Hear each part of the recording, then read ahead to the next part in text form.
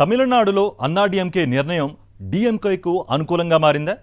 లోక్సభ ఎన్నికల్లో DMK clean sweep చేసేందుకు AIADMK BJP పరోక్షంగా హెల్ప్ చేశాయా? ఆ రెండు పార్టీలు కొట్టుకుని డీఎంకేను గెలిపించాయా? మళ్ళీ ఎన్డీఏ కూటమి ఒక్కటిగా మారితే అసెంబ్లీ ఫలితాలు ఎలా మారే అవకాశం ఉంది? Watch it. పిల్లి పిల్లి కొట్టుకుంటే కోతి లాభపడిందనేది సామెత. ఇప్పుడు తమిళనాడు రాజకీయాలకు ఇది కరెక్ట్ గా సరిపోతుంది.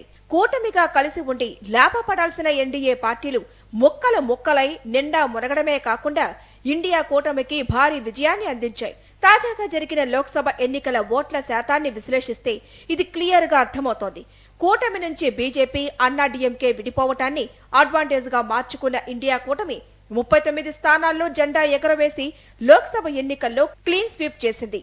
ఎన్నికలకు కొన్ని నెలల ముందు అన్నాడీఎంకే బీజేపీ మధ్య వివాదం చెలరేగింది. దివంగత ముఖ్యమంత్రి జయలలితపై బీజేపీ రాష్ట్ర అధ్యక్షుడు అన్నామలై వివాదాస్పద వ్యాఖ్యలు చేశారంటూ అన్నాడీఎంకే శ్రేణులు ఆందోళనకు దిగాయి. అన్నామలైను బీజేపీ రాష్ట్ర అధ్యక్షుడిగా తొలగించాలంటూ నిరసనలు తెలిపాయి.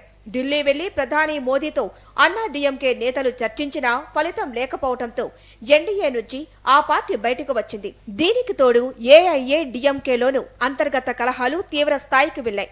అన్నాడీఎంకే ప్రధాన కార్యదర్శి పదవి కోసం ఎడప్పాడి పళనిస్వామి, పన్నీర్ సెల్వం మధ్య తీవ్ర యుద్ధమే జరిగింది. దీంతో పార్టీ శ్రేణులు రెండు వర్గాలుగా విడిపోయాయి. అన్నాడీఎంకేకు చెందిన ఇద్దరు కీలక నేతల గొడవ కోర్టుకు చేరటం, ప్రధాన నాయకుల మధ్య వైరం పెరగటంతో పరిస్థితులు చేయి దాటిపోయాయి. పార్టీ కేడర్ నిలువునా చీలింది. వీరి తీరుతో విసుగు చెందిన తమిళనాడు ప్రజలు ఆ పార్టీని పట్టించుకోవటం మానేశారు. ఫలితంగా పార్టీ అనుకూల ఓటు బ్యాంకుకు కూడా కొంత గండిపడింది. అన్నాడీఎంకే బలహీనతలను ఆసరాగా తీసుకున్న డీఎంకే దూకుడు చూపించింది. ప్రత్యర్థి పార్టీకి పట్టున్న స్థానాల్లోనూ లాభపడి భారీగా సీట్లు కొల్లగొట్టింది. ఒక రకంగా చెప్పాలంటే అన్నాడీఎంకే ఎన్డీఏ కూటములు చేజేతుల విజయాన్ని డీఎంకే చేతిలో పెట్టినట్లు స్పష్టమవుతోంది. ఎన్డీఏ కూటమి కలిసి ఉండుంటే 30 నుంచి 35 స్థానాలు దక్కేవని అన్నాడీఎంకే మాజీ మంత్రి వేలుమణి వ్యాఖ్యానించారు. ఎన్నికల ఫలితాలను విశ్లేషిస్తే అదే నిజమని అనిపిస్తుంది. అన్నాడీఎంకే బీజేపీ కూటములు విడిపోకుండా ఉండుంటే 13 లోక్సభ స్థానాలు విజయం సాధించే అవకాశం ఉండగా మరో 14 స్థానాల్లో డీఎంకే కూటమికి గట్టి పోటీని ఇచ్చే ఛాన్స్ ఉండేది. ఇవే కాకుండా ఇంకో 11 స్థానాల్లో డీఎంకేకు గట్టి పోటీ ఇచ్చిన అన్నాడీఎంకే రెండో స్థానంతో సరిపెట్టుకుంది. వాటికి బీజేపీ ఓట్లను కూడా జత చేస్తే డీఎంకేపై మంచి మెజారిటీతో విజయం సాధించే అవకాశం ఉండేదంటున్నారు విశ్లేషకులు. 2019-2024 ఓట్ల శాతాన్ని చూస్తే ఈ విషయం స్పష్టమవుతుంది.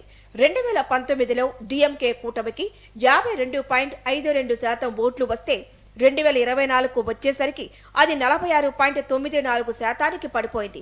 అటు ఎన్డీఏ కూటమికి 2019లో 30.66% ఓట్లు వస్తే 2024లో ఏకంగా 41.24% పెరిగింది.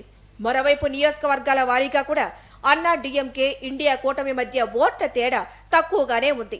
ఎన్డీఏ కూటమిగా కలిసి ఉంటే ఈజీగా గెలుపు సాధించేదని అర్థమవుతోంది. ధర్మపురి నియోజకవర్గంలో డీఎంకేకు 4,32,667 ఓట్లు వచ్చాయి. అదే పీఎంకే అన్నాడీఎంకేకు వచ్చినవి 7,04,996 ఓట్లు. కోయంబత్తూరులో డీఎంకేకు 5,68,200 ఓట్లు రాగా బీజేపీ ప్లస్ అన్నాడీఎంకేకు 6,86,622 ఓట్లు వచ్చాయి. ఇలా 13 స్థానాల్లో డీఎంకేకు వచ్చిన ఓట్ల కంటే మిగతా పార్టీలకు వచ్చిన ఓట్లే అధికంగా ఉన్నాయి. అంటే ఎన్డీఏ కూటమి నుంచి అన్నాడీఎంకే విడిపోయి గెలుపును అప్పనంగా డీఎంకేకు అప్పగించినట్లు క్లియర్ గా అర్థమవుతోంది.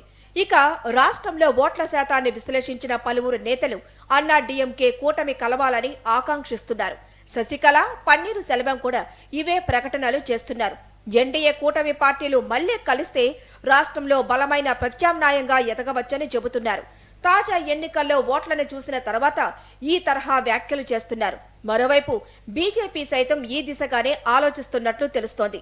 అన్నాడీఎంకేకు అడ్డంకిగా ఉన్న బీజేపీ రాష్ట్ర అధ్యక్షుడు అన్నామలైను తొలగించే యోచనలో ఉన్నట్లు సమాచారం. రాష్ట్రంలో బలం పెరగాలంటే మార్పులు అవసరమని అధిష్టానం ఒక అంచనాకు వచ్చినట్లు సంకేతాలు వస్తున్నాయి. 2026 అసెంబ్లీ ఎన్నికలపై సీరియస్ గా దృష్టి సారించిన బీజేపీ కూటమి ఏర్పాటుకు అనుకూలమైన నిర్ణయాలు తీసుకునే అవకాశం ఉందని భావిస్తున్నారు రాజకీయ విశ్లేషకులు.